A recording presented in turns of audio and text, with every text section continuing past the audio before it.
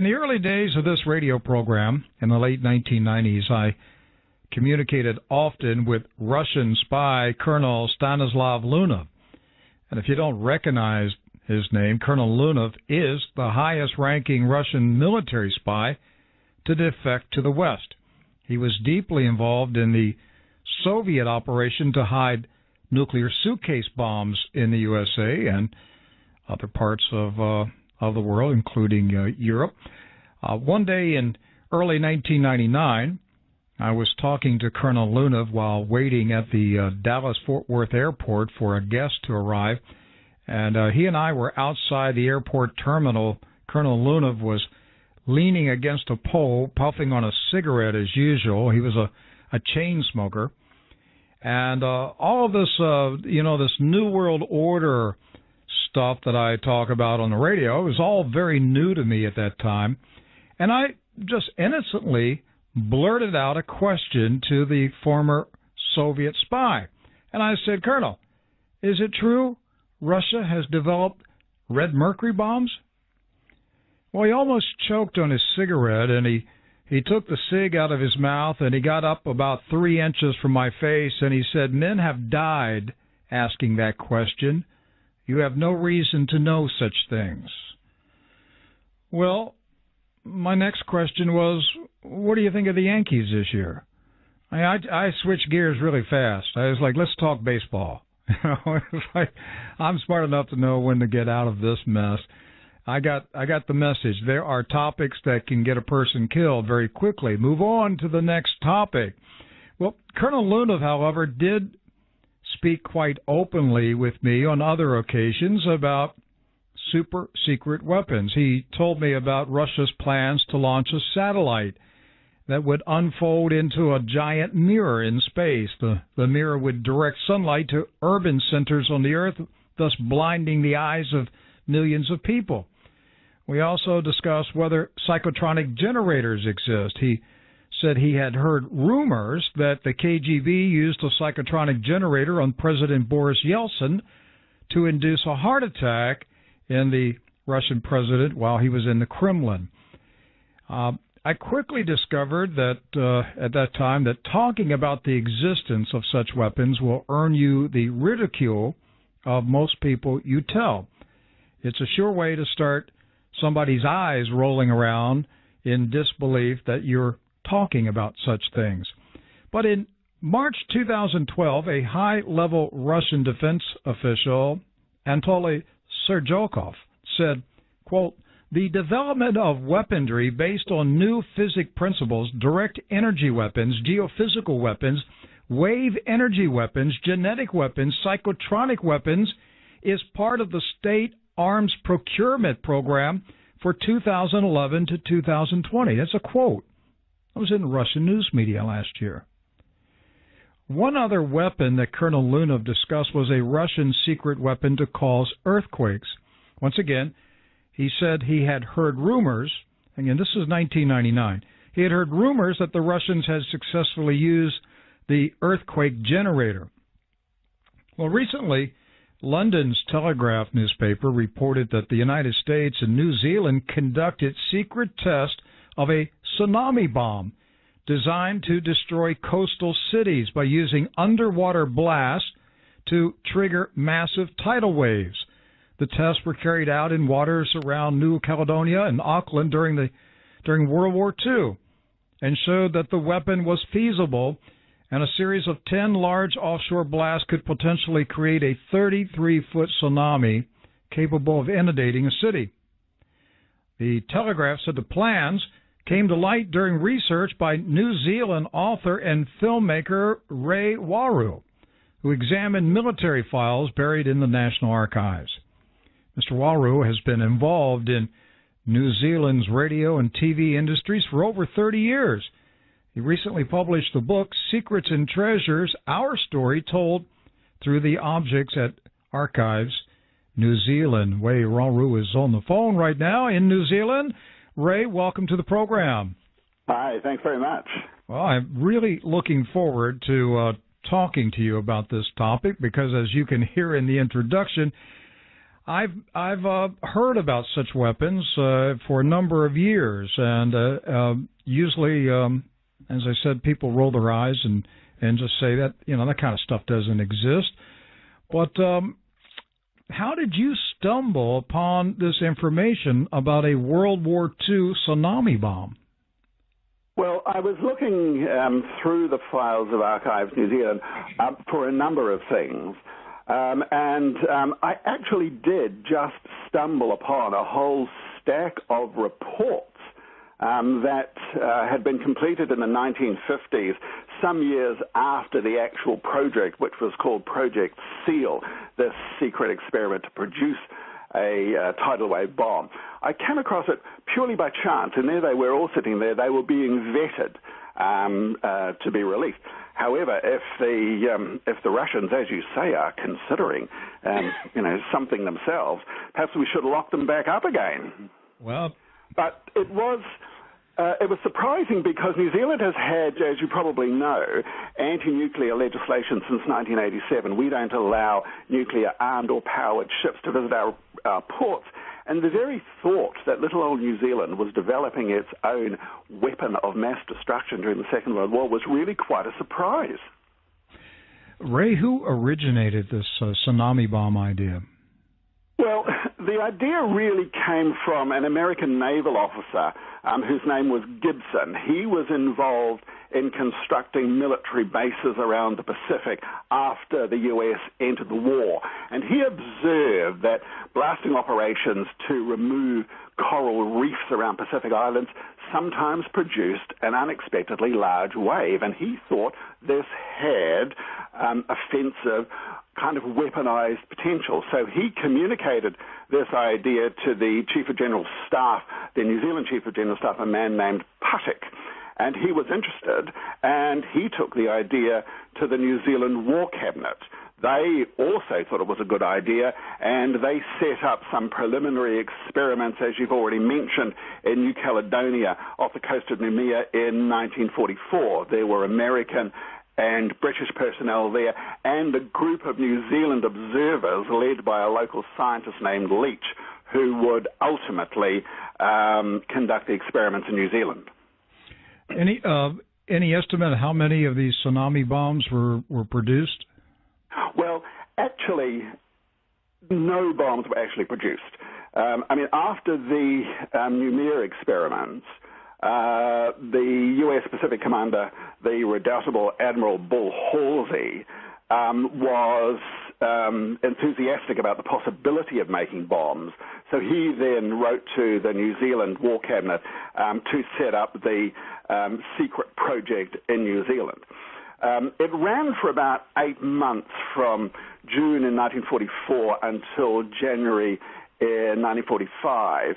And over that period, they had thousands, almost 4,000 explosions to test whether or not they could, make this thing work. Some of them were just little charges, but some of the charges they used were hundreds and hundreds of kilograms. One of the interesting things that I discovered in the report was that they began the research under a mistaken assumption. There had been some early British research on deep-sea charges, and they had thought that to make a gas bubble large enough to produce a tidal wave, you actually had to put the bomb quite deep in the water. The Operation SEAL test suggested that that was wrong, that in fact to make a big wave, the charges had to be placed quite close to the surface. The other thing that they found that you've already mentioned was that a single big bang wouldn't do it, that you had to have an array or a line of charges.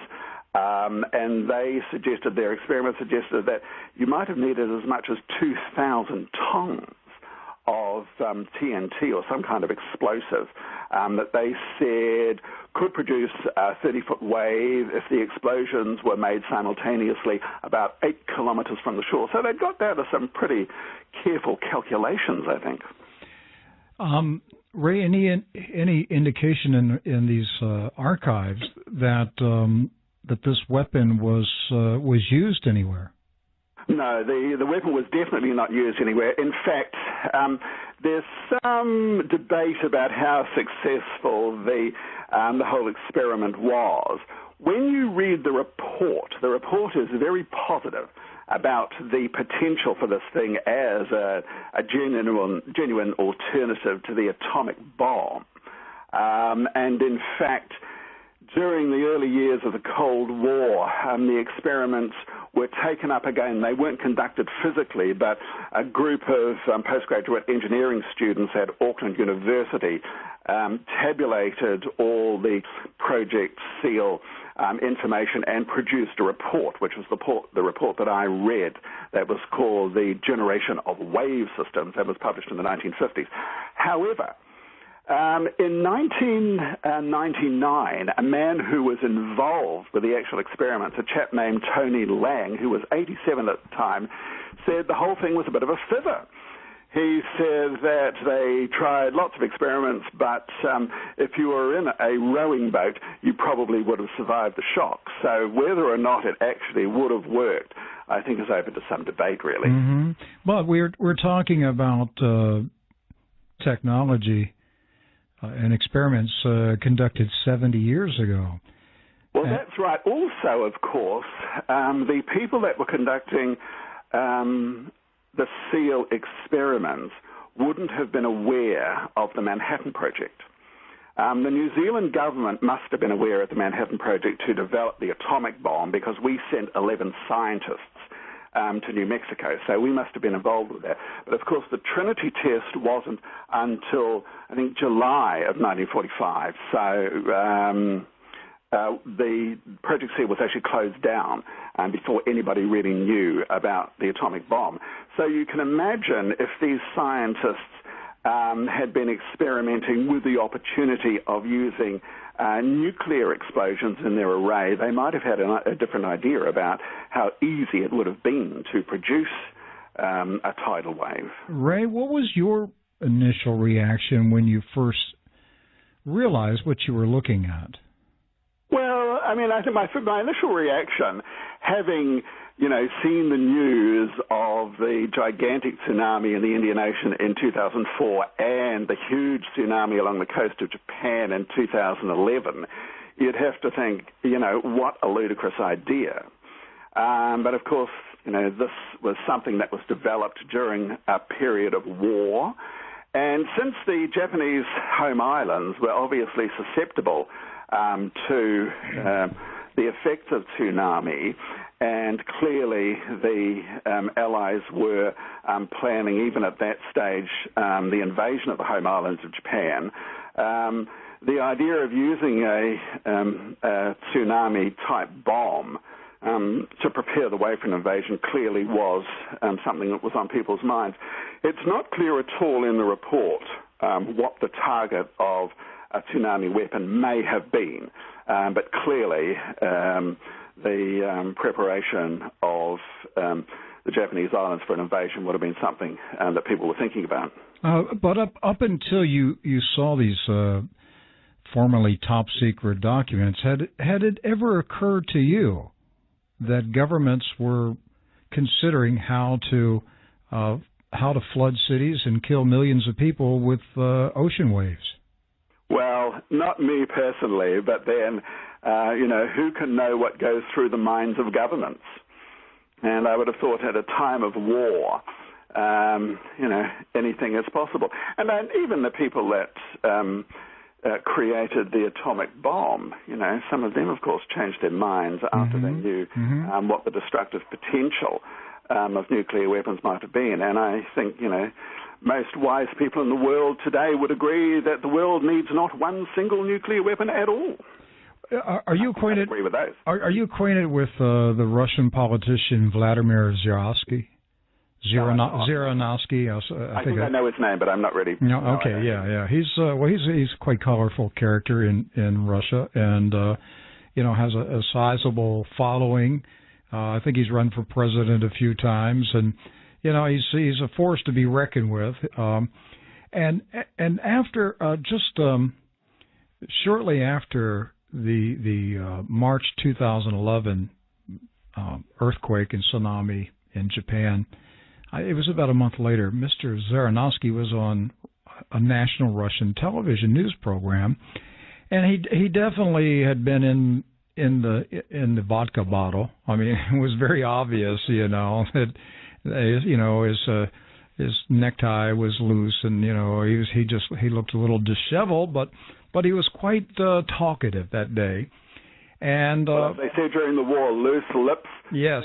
Ships. Yes. Well, the question is, we don't know whether Mr. Zaranovsky was just drunk and just making stuff up, or whether he was, he had loose lips that day. But he made a reference to the Japanese earthquake and tsunami, and he said, essentially, he said, hey, if Japan wants another dose of what we gave them, we'd be glad to do it.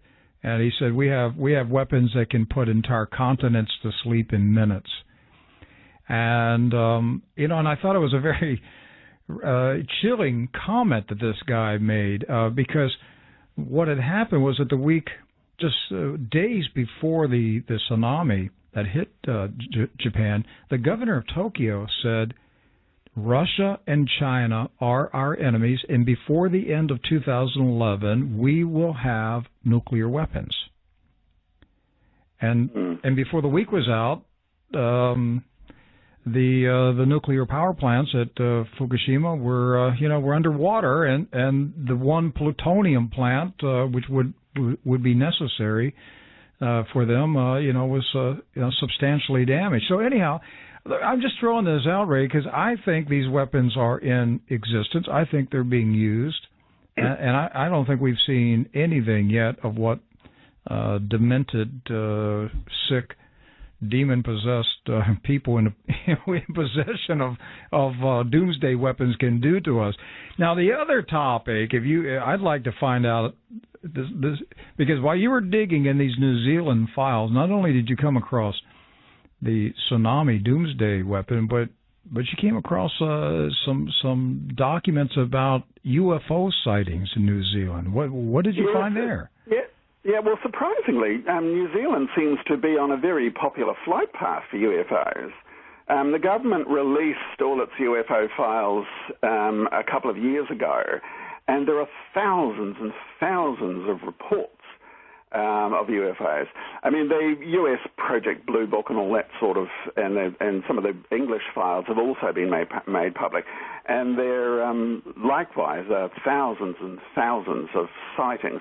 A lot of the sightings, of course, are just missed sightings or people getting overexcited about seeing something that is clearly a natural phenomena. But, like them all, there'd be a small handful of sightings by professional eyes, like pilots and policemen and things, that still, remain unexplained. I understand that some of these files go as far back as 1909. Well, there were the files themselves really only go back to the beginning of the kind of UFO phenomenon, really. In the sort of the early years of the Cold War. We remember that the first UFO was really only sighted and named, as it were, in 1947. But throughout history, there have been lots and lots of sightings, and there was a famous international sighting. New Zealand wasn't the only country involved with this, but in 1909, there was this thing called the Great Airship Flap. And a number of strange sights were seen in the sky all around the world, and there seemed to have been a tremendous amount of similarity with some of the sights. Nowadays, of course, with the Internet, if somebody spots something somewhere on the other side of the world, it could be repeated within seconds. What did these airships look like? Do you know? Do you recall what anything said in these reports? Well, they were described as long, cigar-shaped objects that had different kinds of lighting patterns around them. They were described as airships because at the time that was the only kind of mental picture that an individual, living at the beginning of the 20th century would have had in their mind. Nowadays, of course, if somebody saw something similar, they would call it a UFO. But it was called an airship. They were long, they were slow-moving, they were seen by many people, they were often seen by groups of people, and they were in fact seen all around the world. And what about, I'm not acquainted with Francis, is it Chichester? Francis Chichester, yes. Yes. What was that story about? Well, he had a UFO experience when he was flying in this part of the world. He became famous later on in his life, of course, as being the first man to circumnavigate the world in a small yacht by himself. But previous to that, he'd had this UFO experience in our part of the world. So you'd have to put him in the category of somebody who, and he was a pilot flying at the time, of somebody who wouldn't be prone to seeing something that wasn't there. I mean, he saw something that was unexplained, he was followed, and he thought it was a UFO. And this is a gentleman, this is a hero in your country's history. He was the first solo. Since he was English. He was English, but he flew the first solo flight between New Zealand and Australia in 1931. Yes, that's right. Yes, that's right. Yes, so he'd been in this part of the world, and his yacht, the Gypsy Moth, is actually at Greenwich, in part of the Greenwich Maritime Museum in Britain. Mm-hmm. So his was an interesting experience. The other interesting experience that people had in New Zealand was a sighting that occurred in 1979. I don't know whether you've heard of it. It was called the Kaikoura Lights. And over the Christmas period in 1979, two separate freight flights between our capital city, Wellington, and a southern city, Christchurch, saw a number of unexplained lights. On the second flight, an Australian-based news crew filmed them. And even today, it's considered one of the best documented UFO sightings anywhere in the world because there was the film, there were pilots, there were journalists, and the objects that the people in the plane saw were being tracked by radar at both Christchurch and Wellington airports at the time. So there's a whole combination of sightings and recordings of what are still completely unexplained phenomena. Okay, what about the sightings of extraterrestrials wearing unusual masks? Yes, wearing masks. What was this about? Well, I mean, I would have to say that I'm not sure how far I would take those. There are a number of records of people who have had face-to-face experiences. I think you would now call them close encounters of the third kind. What did they say they were wearing? Well, there was one gentleman who basically recorded the entire wardrobe of an alien, and he was wearing gigantic shoes. I'm not sure why, but he was wearing gigantic shoes. I have to say that was, when I looked at those particular reports, they didn't seem to have quite the same credibility as some of the other reports. All right, including the Pharaoh mask? There was I remember reading something about somebody had described the aliens wearing Pharaoh mask. Well, yeah, there were, and in fact, the masked beings tend to be relatively common in terms of sightings, I'd have to say. Mm-hmm. But even today, there are still sightings, and there's a YouTube video that was actually made a couple of years ago by a chap in New Zealand who was filming a modern aeroplane. And behind the model aeroplane is a clearly unidentified bright silver object. All right. So even today, UFOs are being filmed, and they're up there on YouTube. All right, Ray. One last question before I let you go. I know you also you saw some old documents about the 18th century navigator James Cook, and this beautiful story about the ships being guided between the islands. You know which story I'm talking about with the dolphins? they were. I mean, the ships were guided both by dolphins, and of course they had navigators. They picked up a Tahitian chap who helped them navigate between islands. The document they're talking about is a letter that Captain Cook wrote before he left on his last voyage, and it's the oldest object in Archives New Zealand. It's also one of the saddest because when Captain Cook wrote it, he didn't know that he would never come back because he was killed in Hawaii before he could finish the voyage. Mm-hmm. Yeah, it's just it caught my eye. That he wrote about being that his ships were being guided between the islands by a dolphin. Well, listen, the book is Secrets and Treasures, Our Stories Told Through the Objects at Archives New Zealand, and the author is filmmaker Ray Waru. Ray, thank you so much. Appreciate you taking time to giving us this insight into what you discovered in your research. Appreciate having you on True News. It's been a great pleasure.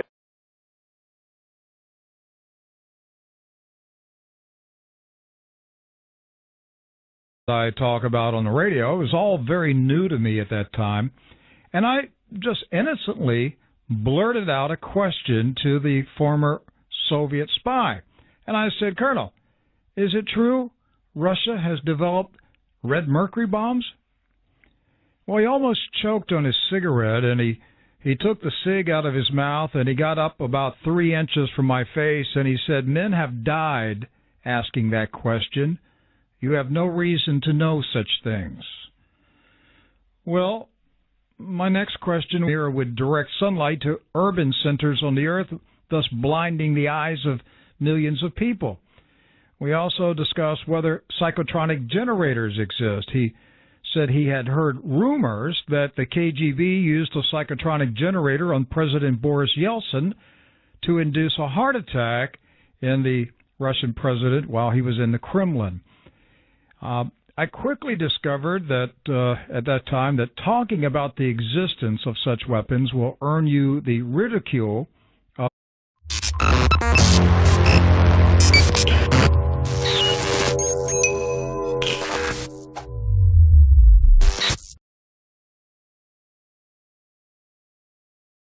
In the early days of this radio program, in the late 1990s, I communicated often with Russian spy Colonel Stanislav Lunov. And if you don't recognize his name, Colonel Lunov is the highest-ranking Russian military spy to defect to the West. He was deeply involved in the Soviet operation to hide nuclear suitcase bombs in the USA and other parts of the world, including Europe. One day in early 1999, I was talking to Colonel Lunov while waiting at the Dallas-Fort Worth airport for a guest to arrive, and he and I were outside the airport terminal. Colonel Lunov was leaning against a pole, puffing on a cigarette as usual. He was a chain smoker. And all of this, this New World Order stuff that was, what do you think of the Yankees this year? I switched gears really fast. I was like, let's talk baseball. It's like I'm smart enough to know when to get out of this mess. I got the message. There are topics that can get a person killed very quickly. Move on to the next topic. Well, Colonel Lunov, however, did speak quite openly with me on other occasions about super-secret weapons. He told me about Russia's plans to launch a satellite that would unfold into a giant mirror in space. The